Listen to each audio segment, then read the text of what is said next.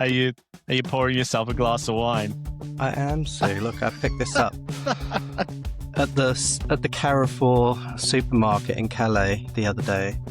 It's Nature French Merlot from the south of France, and it's got the vegan. I don't know if you can see that vegan logo on it. It was very hard to find a vegan wine in Carrefour, as you know. Drinking is your only vice, and this is Tell Me Where I'm Going Wrong, a podcast where two exes who are still really good friends talk about vices, searching for vegan wine in the south of France, pop culture, politics, music, travel, and lots of other things. I'm Sean, and that's Josh. How are you, Josh?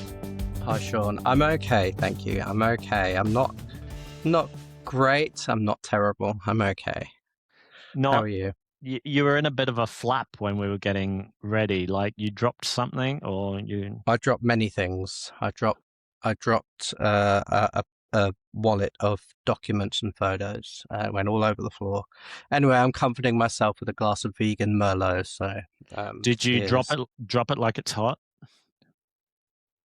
Uh-huh. So that's what you've got in front of you. You've got piles of photos. Mm-hmm. I've got two books in front of me. Just a little quick update. Today I went to a bookstore in Bloomsbury called Gay is the Word. Oh, I love that place. Yeah. Did you know that they've actually moved locations? So since they opened or recently? Recently, I think, because they've moved a few doors along Marchmont Street. Oh, right, okay. They were in that one that was kind of like double fronted, and now they're in like a single fronted shop. Oh. And the old one has a sign on saying, please all deliveries to this address, and it's up the road a little bit. I've not been in a few years, so. But it doesn't have as much in there as it used to, because it looks about at least 2/3 of the size of the old one, if not a little smaller. But it's still great. I went in there looking for that Kavanagh book. So you've been listening to the audiobook, or? Kavanagh's? No. Yeah. Oh, I thought you were going to. So Kavanagh released a book, an autobiography. Kavanagh is a pop star who came out in the mid to late 90s and had extremely limited success. Came out onto the music scene in the 90s. Scene, and then in recent years came out onto the gay scene. He came out, he was a closeted gay man for a lot of his adult life, and he has written an autobiography that I'd like to hunt down called Pop Scars, and he talks about his dysfunctional relationship with drinking and his many attempts. What? That's what. Because it's very topical. I think maybe you somehow drinking that bottle of wine, you somehow subconsciously prompted me to think about dysfunctional relationships with alcohol. So you didn't find his book then? No, his book wasn't in there, but I did buy this book, which is called Bored Gay Werewolf, and it's an LGBT horror, sort of maybe a little bit comedy as well. And then I love that. That's it's almost like a play on Fat Gay Vegan, isn't it? Yeah, Fat Gay Vegan or Bored Gay Werewolf, you decide. And this book called A Blood as Bright as the Moon. I'm just reading it like that because in my camera it's backwards and I couldn't remember the title. It's a vampire movie. Vampire book. A vampire book. A queer one. Yeah. Well, I mean, everything in there is queer, right? Yeah. It's a queer book. What happened to the ficus that's normally behind you? There it is. Okay, yeah. Okay, it's just see it. Yeah, it's just turn it around. I don't know if you're meant to do this, but do you know how plants grow towards? Yeah, you are supposed to rotate them so that they grow evenly. Yeah. I do rotate them. What books are you reading lately? Well, I just finished that one that you lent to me, Hijab Butch Blues, and I really like that. And I've now got sort of a stack of books that I'm intending to read, but I don't know which one to pick up next. And I'm listening to a couple of audiobooks as well. Okay. I'm listening to the Deborah, what's her name, from the Guilty Feminist podcast that we've spoken about her on here before, the um, I can't Australian remember her name. podcaster and author, Deborah Francis White. That's it. I'm Okay. listening to her book, and I'm also listening to that book. You gave me a hard copy of it, but I'm listening to the audio book. It's that what's it called? Food Noise. Food Hmm. Noise. But I'm finding the audiobook really stilted. Like Yeah. I don't know what's going on with the recording of it, but it's the voice is very stilted. But anyway, Might be AI. could So be, could be. I am talking about books. I've noticed recently that some print on some magazines or websites or ingredients on packets are too small for me to see easily. So I've Hmm. started wearing these. They're not prescription. They're just like reading Yeah. glasses that are, Which magnification are they? I don't know. Oh, I got given them by our friend Amy in Australia, oh yeah. and it makes such a difference. But it makes me think, well, A, is it dangerous to wear these if they're like it's not going to do anything bad to my No, eyes? no, it's better to wear them. But I think I should go and get my eyes tested. You could do, yeah, yeah. But anyway, it really helps. I mean, I wear them for some books, depending on the size of the print. I wear yeah, them. it just completely like if I take them off, I have to really concentrate to see. But if I put them on, I can see every word as clear as day. Yeah, no, it's better. My optician said that it's better to wear them. Because I said to him, should I be trying to read? He said, no, wear the glasses, otherwise you're straining your eyes. So, Did he say, "Do you want to talk about reading?" mhm. Yeah. So I mean, I don't know what I think about the style of them, but it's not a style Well, they've got a little decision. tints to them, haven't they? Yeah, but they don't look like that in real life. It's just on the When you camera put they them look like on, that. oh Yeah, really? on the camera they look like that. Oh, But I okay. don't know if, it's not about style. I suppose if I had to get glasses, prescription glasses, I would put a bit more effort into thinking about what they look like maybe to make them Hmm. suit me. But it's weird because I've never needed glasses and I have a conspiracy that it might have something to do with Manjaro, but let's not go there today. Well, a lot of people, as they get older, they do need reading glasses. That's Yeah. not unusual, but with the amount of time we spend on screens now, I'm sure that doesn't help matters. But yeah, Yeah. I'm not averse to the Manjaro theory, but you're not on Manjaro anymore, so No, but it could be the year and a half that I was. It might have. irreparable damage. Well, let's You hope not heard it here irreparable. first, kids. It's not going to come Class back. action lawsuit. Hey, last week we talked about Stranger Things. Have you had any more thoughts about that since, like, after our Um, discussion? no. Well, I have seen a lot of complaints about Stranger Things online, but I think, when you get in an algorithm bubble where I watch one critical video about Stranger Things, and then I'm served many critical things about Stranger That's Things. all it But takes. overall, it feels like a lot of people, even if they liked it, they were a little disappointed in the ending. But Which one of part the of the ending, though? All of um, it, or just certain? they said there were just so many plot holes. Like, Mm. where were the Demogorgons in the final battle? Like, did they get the day off? Like, why weren't they there trying to help fight Vecna? Like, they just weren't Yeah. Okay. there. Okay. There were things that just didn't make sense. Yeah. Yeah. Well, where do you think they were? Why weren't they there? Well, I don't know. I mean, I just think with anything like that, it's fiction. It's not real life. So there's got to be you've got to suspend your disbelief somewhat, and I know, but even to watch it. But if you've got like a through story or a lore for something, the fans want to see it respected. Like you've yeah, gone but five the seasons final of fight believing wasn't it. in the Upside Down. The final fight was in whatever it was. It wasn't in the Upside Down. So I guess that's why the Demogorgons weren't there. Who Anyway, knows? one thing that's sprung up from the show, which I find really interesting, is Joe Keery. Have you listened to any of his music No. outside the show? His music is very enjoyable. I think you would like it. And he has a song that came out 3 years ago called End of Beginning.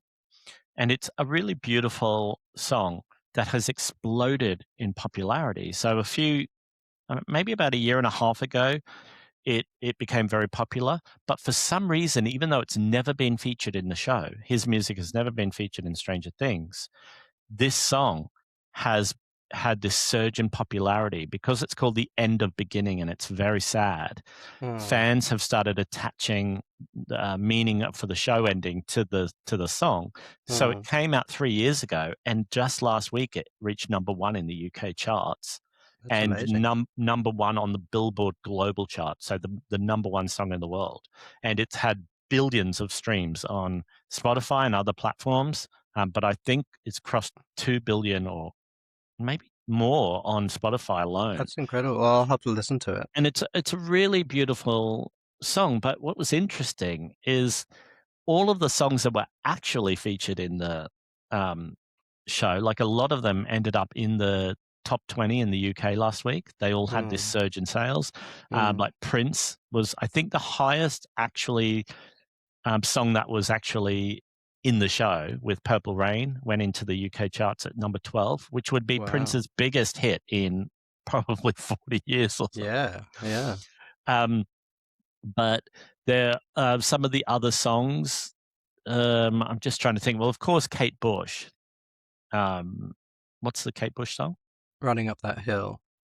Yeah, and also, should I stay or should I go? Is Oh that yeah, the yeah. Clash? The What other Clash. songs can you think got really featured in In the this show? latest season, or just Well, in in general? any, what Well, I stand mean, they out? had Islands in the Stream, didn't they? Because Bob was playing it for Joyce. I don't remember that They being in there. had, yeah, and they had what's that Dolly song? Not thrift store, but something like that. Secondhand store, is that what it's called? Okay, I don't know that Um, one. they had Toto, that song Africa. Okay. Um, Well, last week the songs that hit the top 40 in the UK, like I said, the highest was Prince, Purple Rain, mm, then Kate Bush, Running Up That Hill. The Police. Can you remember what Police song it was? mm, It was from 1983, and it was Every Breath You Take. where? Oh, in the latest like season, I or don't remember which season. Fleetwood Mac. Do you remember a Fleetwood Mac song getting a treatment in the show? was it everywhere? No, it was Landslide. Oh yeah, that was in the final episode. Yeah, Okay. Diana Ross, I'm coming out, right? Upside Down, Upside down. Okay. which makes sense because of the upside Yeah. down. Oh yeah. Yeah. One that I thought you would have remembered. Somebody we saw in concert not that long ago, How long ago? like 2 years maybe. I don't know. Tiffany. Oh God, yeah. I think Okay. we're alone now. Yeah, of course. That was a huge part of Yeah. the finale. And then what was the song that they played out over the credits? I think it was over the end Oh, credits. it was oh yeah, it was oh, it's in my head, but I can't It was remember. David Bowie. Yeah, yeah. Do you remember the song? No, I can't. Heroes. Yeah. And then that was at number 34 on the Yeah, charts but last that week. wasn't in the final Wasn't it? Or was it the second last episode? I think it was the second last, because the last one was oh God, I can't think of it. But yeah. Okay. And The Clash, Should I Stay or Should I Go, was number 40. So it says Yeah. this story says all of the above songs feature in season 5, except The Police's Every Breath You Take, which was season 2, No, okay. and The Clash's Should I Stay or Should I Go, which was season 1. But Yeah. I've, that's interesting that the cultural impact that the show can have to bring all of those old songs. I mean, some of them from the 70s back into the top 40. But also that Joe Keery having that massive success with his song. I mean, what an incredible break for a young musician, right? To have that. Is it a curse? Or is it like something that's going to hang over him for the rest of his career? Well, I mean, I think for any of those young actors, and not some of them not so young anymore, I guess, but the show was an incredible springboard for a lot of them, Yeah, but is it going to also be a bit of a burden for them because people get typecast and it's very hard for audiences to see people in other roles, in other genres, when they're so used to seeing and having watched someone grow up on screen in one particular role. yeah, Um, but I mean, they would have made plenty of money, and Joe's making money from music now as well. I mean, if you get yeah, a billion streams or whatever it is on Spotify, you're making serious money. So um, yeah, maybe he won't pursue acting. Maybe he'll pursue music. yeah. And he's doing incredibly well on the music scene. Like his second album came out last year, and Maya uh, Hawke has music out as well, hasn't she? yeah, yeah. And Um, did you see that Sadie Sink? Is that her name? yeah. She is performing in Romeo and Juliet on the West End in London. Oh, is she? Yeah, and Oh, something interesting. else that I forgot to mention in the Stranger Things episode, which this is also turning into part two, Mm, that Sadie Sink is vegan in yeah, real life. I only just found that out. yeah. Um, so anyway, I think you should listen to the Joe Keery stuff. His artist name is Joe DJO, but it's pronounced Joe. And Hmm. that song and the beginning, it's a bit overplayed in certain circles. I mean, you have never heard it, so you're not in the same. You don't listen to the I'm not. radio, I'm not or in any circles, Sue. I'm in okay. my own circle. Um, but yeah, take a listen.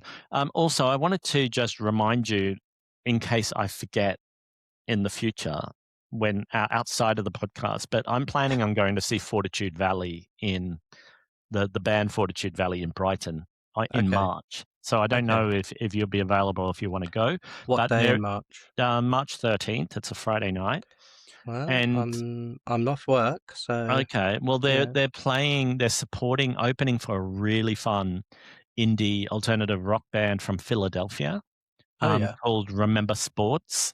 So they've got a new album coming out as well. But if you listen to their most recent album, I think you'd enjoy that as well. So Mm. I just thought it would be a fun night. And they're playing in that venue, the Hope and Ruin, that has a vegan kitchen inside as well.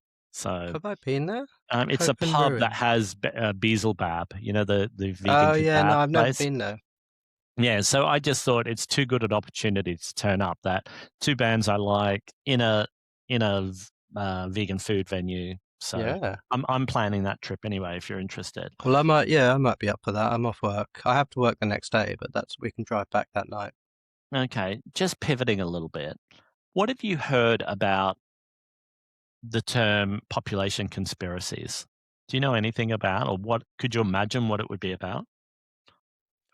No, well, I've not heard of it. Um, is it something to do with? Is it a conspiracy theory that the alleged population of the world is a lot smaller than it is than they say, or a lot larger than they say? Well, yeah. So there are lots of different conspiracies that have been doing the rounds for, I suppose generations. But one that I found out the other day, that there are people that believe, and I think there's data that they try and call on to back up their beliefs, that um, some governments, such maybe as China, they overinflate their population. And I'm not sure the reason. I couldn't really get my head around it, but to try and make themselves seem more powerful, or have more influence, or to feel more, I suppose, fearful or intimidating to Hmm. other countries. And that the difference that these people believe is hundreds of millions of people. It's not just a few thousand or a few million. It's that they believe the difference of inflation is hundreds and hundreds of millions of people. And I find that fascinating. Imagine how many people do we believe are on planet Earth right now? Is it 7 billion?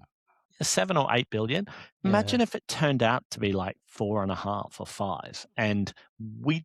How would we know? Like, how would we know how many people are on Earth apart from government figures? Yeah, but on one hand, I feel like, well, what does it actually even matter? Because even 4 billion is an incomprehensible number to me. Um, there are whole countries and massive cities that I'll never go to. and never understand, never experience with firsthand. Yeah. And it's all just sort of conceptual, isn't it? It's all um, it's very difficult to imagine. It's like when people say, "Well, space goes on forever." It's Yeah. like, well, I can't. My brain can't compute that. Um, so yeah, like what do the conspiracists, population conspiracists? So I mean, what do they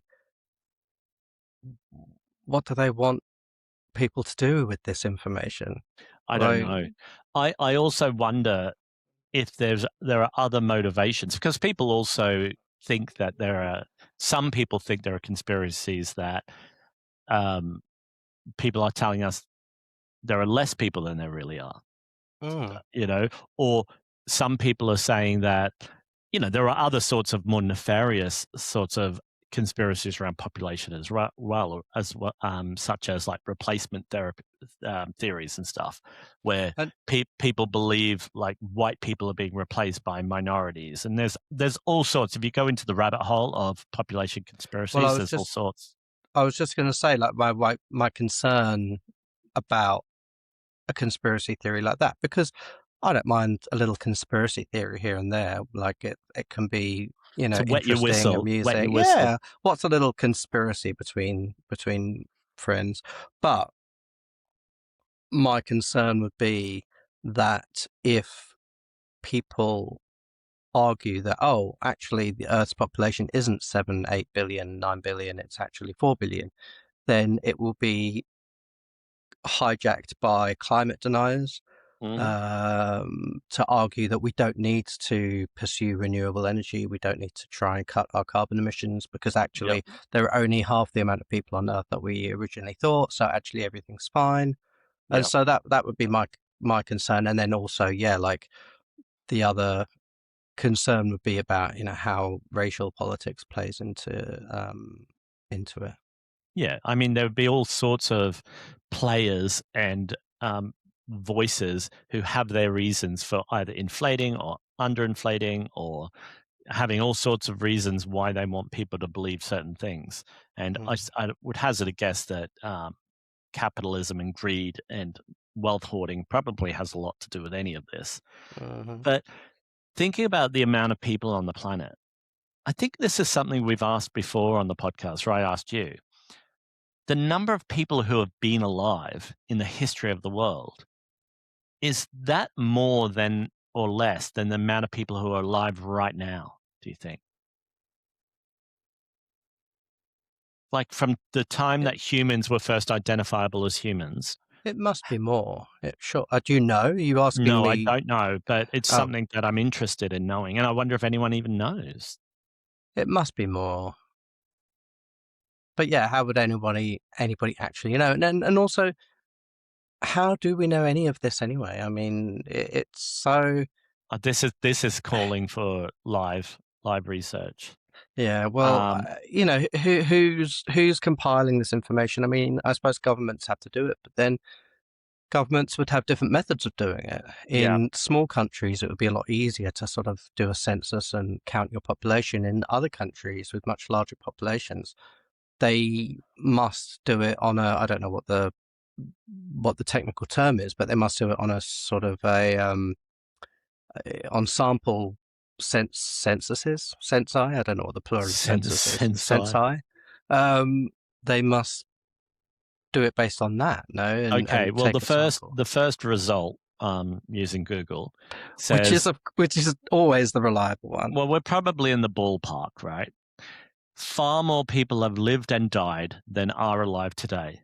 Current Yeah. estimates suggest around 117 billion people have ever been born, with the living making up only about 7% or 1 in 14 of that How many total. people have ever been born? Sorry. 117 billion, 117 Oh, billion. wow. And so only about, but you think if 7% of all of the people that have ever been born are alive right now, that's a lot of people, like right now.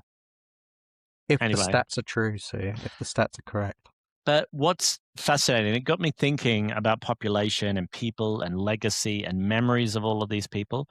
How many of those people have actually left anything behind that people remember? And that's a bit of a not Mm. sad, but it's kind of a bit poignant, um, considering how much weight we put on the human experience. Yeah. Yeah. And I don't know if you want to talk about it, but you went through something where you've sort of had the stark reality of that. Did you want to talk about it? Yeah, so obviously you and I have spoken about it, but I haven't mentioned it on the podcast, but in December, December was not a great month for me. My aunt died, and my brother's friend took his own life, and so it was a pretty sad month with lots of funerals and whatnot. But anyway, it was my aunt lived in the Netherlands, and I went over for the funeral, obviously in December, and then I went back last week with my dad to sort through her house, to sort through all her documents and photos and stuff. Mhm. And so, yeah, it's been really sad because my aunt was, I wouldn't say she was a hoarder, like her house was quite clean and neat and ordered, but she'd hung on to every single letter or card that anybody had ever sent her. She had over 100 photo albums, thousands and thousands of photos, 100 and photo albums. over. Wow. And it took days to go through all these photos, and a lot of them are people I don't know. And it made me really, I don't know, not sad, it But just very maybe pensive. reflective. Yeah, yeah.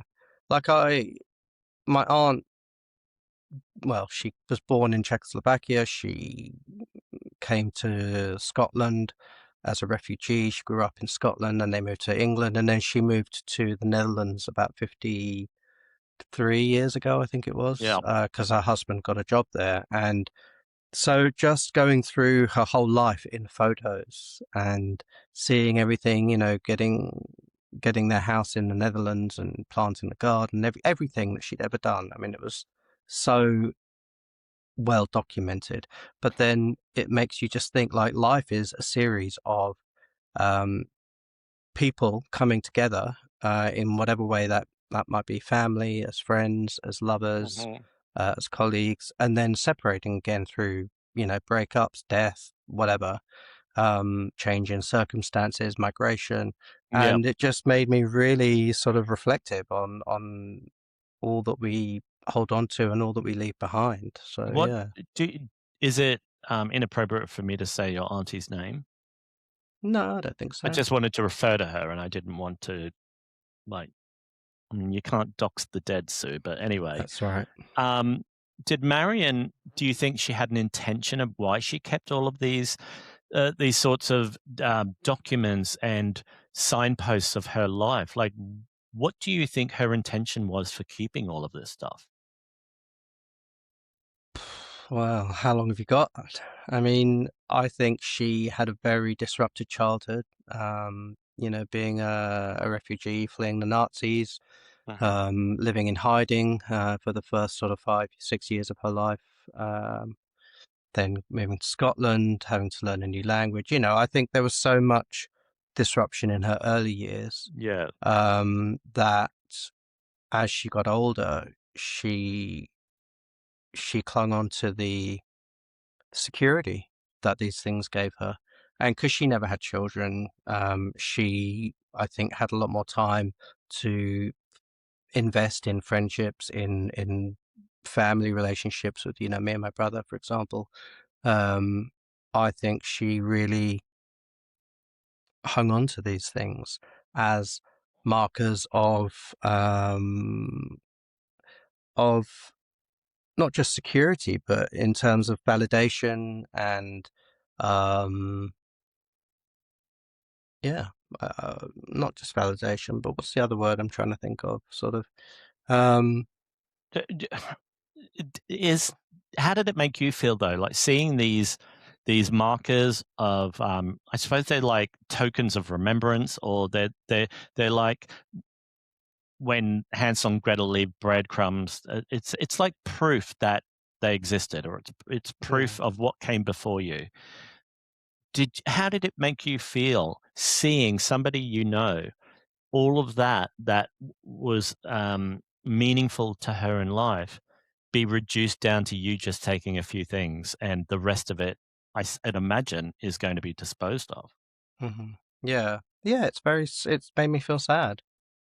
It made me reflect on the things that I hold close to my life, or to my identity, the things Hmm. that I've hung on to, the things that I have around me, the possessions I have. I mean, none of it really means anything at the end of the No. day. Or And it does mean something now, but one day it will not mean anything to anybody else. So it no, might bring you comfort and a little bit of solace or company even now, like whether that be plants, books, records, photos, handwritten letters, mm, but it one day will mean nothing unless you're an exceptionally unique human out of these 117 billion that have yeah, been on the planet. You yeah. might have been a pharaoh, or you might be Madonna, or Might be um, Joe Keery.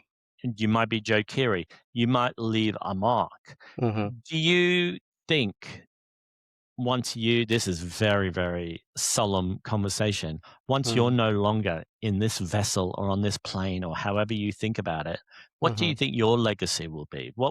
Is there anything that you've left behind when you go that might be picked up by somebody else and say, this is of interest to me? Probably not. I mean, realistically, no. I would like there to be, but I mean, it's such an odd thing to say out loud, isn't it? To Hmm. believe that, A, if you believe in an afterlife, I don't think in the afterlife you're going to be concerned about what people think of you. And B, if you Yeah. don't believe in an afterlife, what the fuck does it matter?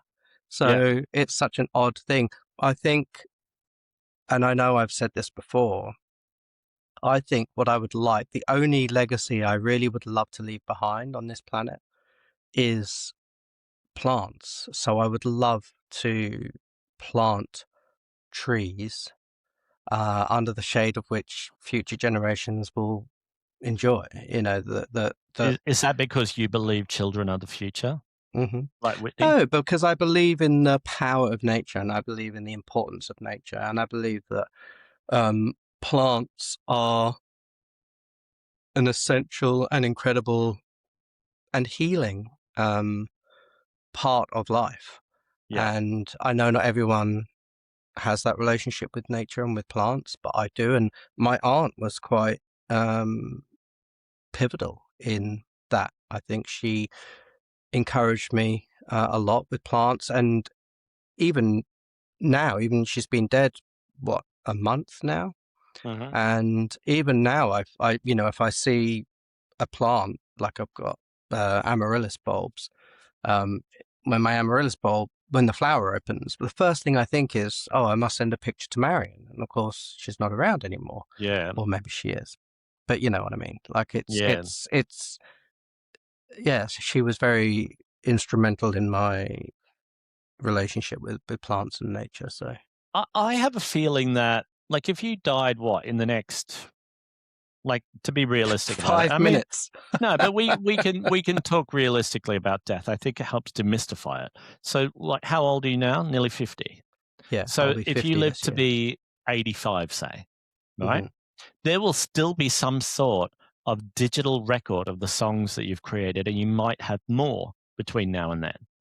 Somebody, Hope so. Yeah. somebody in some time period after you're no longer on this plane Mm. will listen to those songs somehow, even by accident. I Somebody don't. might A friend of yours Yeah. might remember you and play one.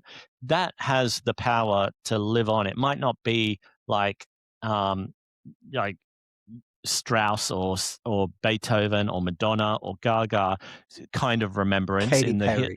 yeah, Katy Perry in the history books, Lolly, big boys don't cry, Viva la Radio. It might not have that sort of memory, intergenerational No. memory, or even No. inter-societal. Like some musicians have had, you know, they've found musical remnants or instruments from, like, you know, societies ago. You Yeah. might not Yeah. have that, but you might have the next generation or two. And I feel that way about the work that I've done. As long as there's like an internet, somebody's going to be able to find out about Fat Gay Vegan. Like, Yeah. I've been writing my blog, I'm into the 16th year now. Mm. And there are thousands of blog posts and stories, and they're not just about vegan biscuits at Sainsbury's or vegan events. There are stories about my struggles with weight and mental health. I've done blog posts about my troubled childhood. So Mm. that does exist, and I feel like that's the closest I'll get to having the written word will be the closest I get to having a And you've got a legacy. book. You know Yeah, that book, it may still exist in some form yeah, in 100 years' time. I don't know, but I'm under no illusion when it comes to my music that that legacy will live on, because there are 10,000 songs released every single day. Every day, 10,000 songs released on Spotify. So unless you cut through, even someone like Joe Keery, in 200 years' time, people may never listen to him.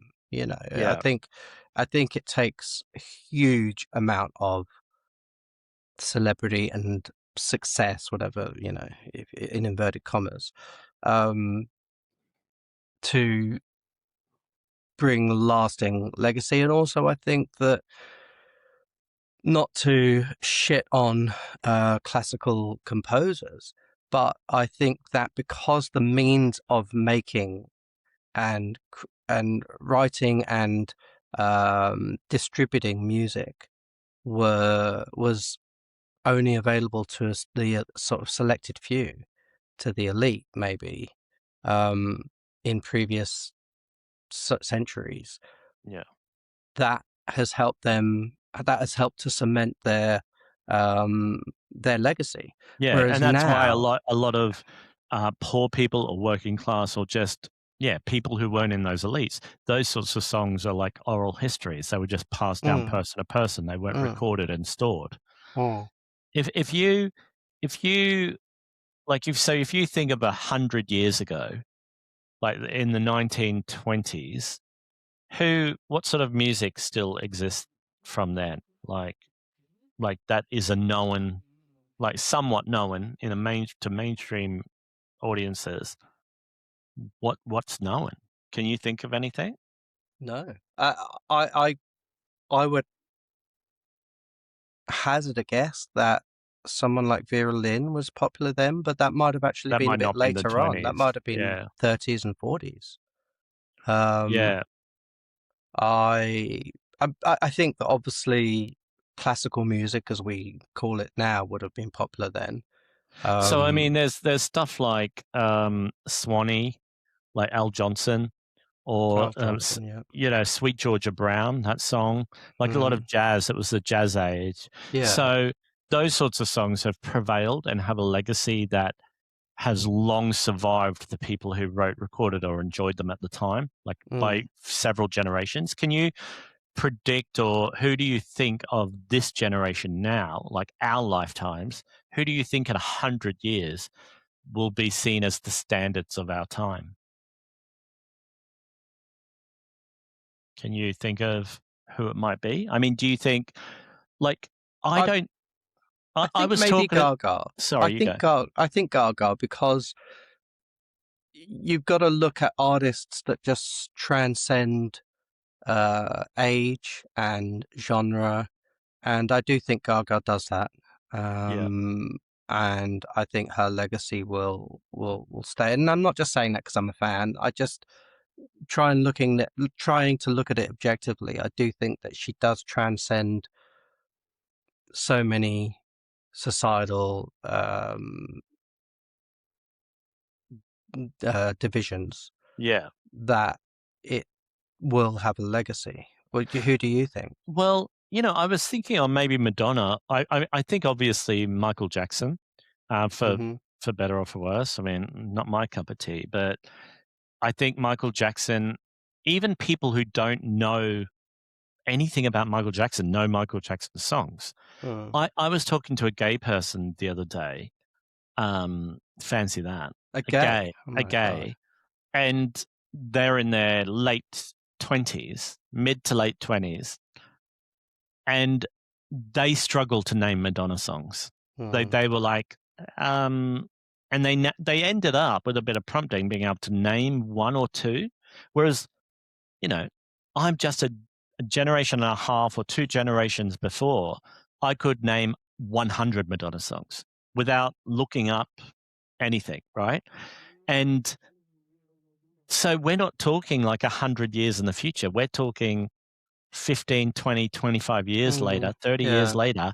There is yeah. somebody who listens to music who doesn't instantly have recall for what you and I would consider one of the biggest influential pop artists, especially for queer people.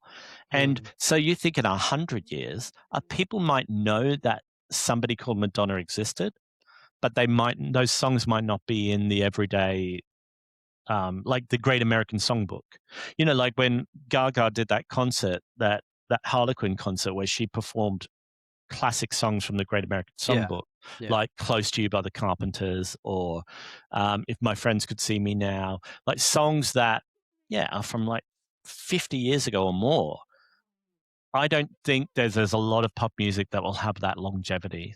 No. That will be a classic, even if people don't know who originally sang Did it. you like the Harlequin concert, didn't you? Oh my! I absolutely adored it. Like I've watched it 5 times in its entirety. Like I love when Gaga sings old timey music. I love it. Mm. Did you watch it? I watched it last night. Yeah, And what did you think? not my cup of tea. I mean, she's an incredible singer, incredible performer. But that's just that music is not my kind of thing. I mean, I love the Carpenters, Yeah. but even her cover of "Close to You," it just didn't. I watched it and I was like, "Good for you," but it's just I would never If watch you it shoot a again. rocket, it goes real high. Hooray for Hooray for you. you! Yeah, no, well, I loved it and I could watch it over and over. And she just did another concert that I'm anticipating it being released. She did a one night only in Los Angeles a few nights ago, And do you where know what kind of? she performed all of the songs from Mayhem in chronological order, and she was the only person on stage, and they were dark, gothy, like almost like unplugged renditions, but they were like Oh, industrial sounds. Like people were saying it sounded like Nine Inch Nails, or it sounded like goth oh, music, and is this going and to be online? well, if it was filmed, it was an Apple Music exclusive. I'd imagine it's going to come out, and That it I would, sounds, because I was just gonna say, like, if she did like a rock concert, yeah. I would fucking love that. Yeah. Well, people who when they weren't allowed to take their phones in, but they were saying this was mind blowing. Like she did it like this gothy spoken word intro. They said it kind of sounded a bit like Daft Punk um, intro to Zombie Boy, where she did this like over Mm, this electronic gothy beat. She did the spoken word intro, or Vanish into mm, You. They said was like on another level, done in this style. And mm. but you know how Yeah, that Vanish into You she did on the Stephen Colbert show. yeah, on the piano. Yeah, I'd imagine it was like a sort of hyper extension of that, but with a bit more industrial beats, and it was done on Mm. this like broken down stage with that was all spooky and gothic, and yeah, I can't wait to see that. But what I love about it, like you might not like the Harlequin and the Great American Songbook stuff, but you can't say you'd ever get bored of like the way she churns all this different stuff out at a really high level. It it's there's something for everybody, you know? Yeah, yeah, totally. Transcendent, Sue, Okay, transcendent. we were going to talk about the return of London Vegan Beer Fest, but we don't really Mm. have much time left. So I will just let people know, and we can talk about the beer fest, the history of the beer fest next time. But Josh and I used to run an event together called London Vegan Beer Fest, and it ran for 6 years. And And then it went before outside of COVID, London as yeah, well. yeah, we did it in other cities, and so I'm bringing it back, and it's going to happen in September. So you go to fatgayvegan.com for info. You can join the mailing list there, and find out all the information when it comes out. It's very exciting to have Beerfest coming back. I'm super excited, and people online are excited to read it. Have you got anything upcoming that you need to tell people about? No, it's very exciting about Beerfest. What's coming up? The only thing coming up for me really at the moment is the Queer Open Mic, which happens on the last Sunday of the month. So this month in January, it's happening on the 25th, and that's at the Cock Tavern in Kennington. So Mm. do come along to that from 5:30 p.m. onwards on Sunday, the 25th of January. I'll be hosting, I'll be performing. So come along. If you're not queer, you're welcome to come along as an audience member. All the performance slots are full now, though, so but anyone is welcome to come along and watch. What about you? What have you got And coming up? well, I'm hosting a fundraising dinner at Unity Diner near Spitalfields on the 2nd of February. So I think there are a few tickets left, but it's selling really well. So Is that for by Surge Farm for Sanctuary? yeah, it's Or raising money for Surge Animal Sanctuary. So come along, get to meet some other people, say hi to me, and eat some really nice food. But I think that's everything. I'm just going to put my glasses on so I have a bit of closure on the event. They do look like they've got a tint on them, don't they? When I they on the camera they do, yeah. yeah, and Oh. I just want, in case Amy watches this, she can see that I'm putting the glasses to good use. I'm going to start reading the werewolf. Fat Gay All Vegan right. is going to read Board Gay Werewolf tonight. Uh-huh. But I think that's everything. Yeah, That's everything. that's And here's for those of you who are not listening, who are watching on YouTube. That's a picture of me as a kid just with my aunt. tilted a little. Yeah. Yeah, there we go. How old were you in that With a photo? plant in the background. I don't know. It doesn't have a date on it. I probably would have been 8. I would hazard a guess, 8 or 9. You know how you could make that a longer lasting legacy photo is get a back tattoo of that photo. Well, I'm not sure about that, Sue. Okay, we'll be back in your feeds this time next week. In the meantime, please like, please subscribe, and we'll see you this time next week. Okay. Don't do it, little girl. Bye-bye. Bye, folks. Bye.